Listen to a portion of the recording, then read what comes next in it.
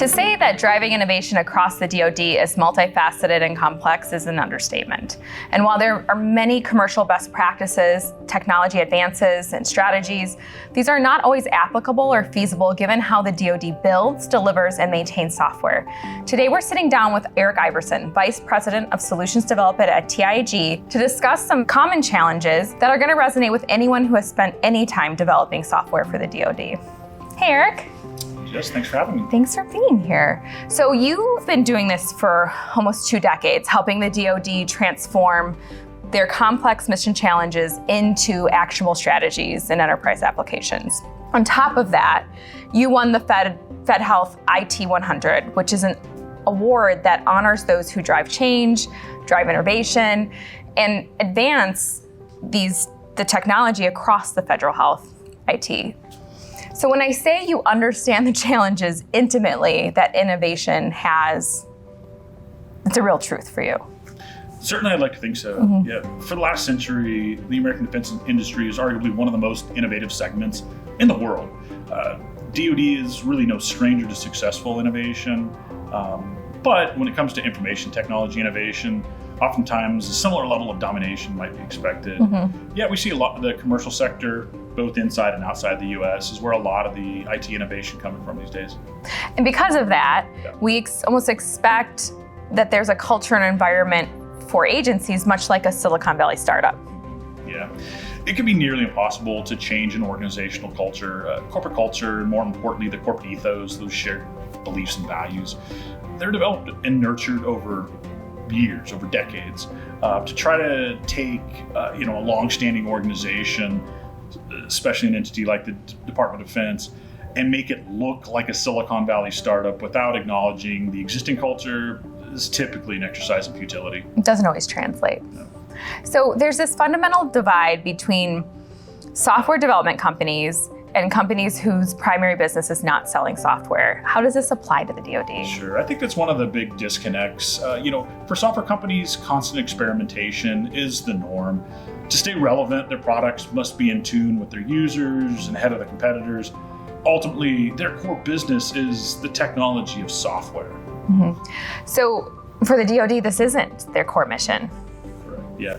For most of the DoD, that's certainly the case. Their core mission is not information technology even. Although increasingly informed and supported by technology, software really should be viewed as a means to an end, not the end in itself. As such, for those that live on the technology side of the DoD, it's sometimes easy to start believing that technology is their actual ultimate mission, which again is rarely the case. So as a result, technologists in the DoD really should be focused on how their systems support the mission and avoid those technology decisions that are misaligned or don't actually advance the mission. Because as important as tech innovation is to the DoD, it will never be its core. I mean, truly, it impacts, but it won't be. Sure. And you've seen firsthand what happens when leaders lose sight of this. Yeah, I've seen a lot of my peers become disillusioned with the government due to what they perceive as bureaucracy or resistance to change. Now, for anyone that's worked in a Fortune 500 company, these attributes are not unique to the government. No, not at all. Some of these folks, they might suggest the newest technology or wonder why their organization is utilizing older technology, perhaps without really understanding the overall mission and how those things impact or align with the mission. Because it's really complex. There's a lot of facets that you need to understand. Yeah. And it really takes an awareness that DoD customers and their missions are incredibly unique. So you've seen bad, but you've also seen some really successful attributes. Sure. I think the most successful technology leaders understand that the services they offer are an enabler for a larger mission, and they actively partner with their functional stakeholders. They also take time to understand the challenges of the customers, to understand their domain, and learn to speak in the customer's language, not in the language of technology. A great example, the DHA's CIO, Mr. Pat Flanders, recently made a point in a speech where he talked about making technology boring again. This is a testament and a good example of technology's role as a support element, not the star of the show. Never the star of the show. But it is the start for some software companies. So Sure. that's where you can get some of the discount. Now, what are some strategies you found essential for balancing innovation while still impacting the mission goals? Sure. Yeah, I think balanced innovation, I think that's a good phrase, good concept. Letting the business needs drive the technological solution is really one of the best practices and a baseline to start with. Also recognizing that return on investment has to be considered even in non-commercial DoD settings. So you've done this a long time. You love it.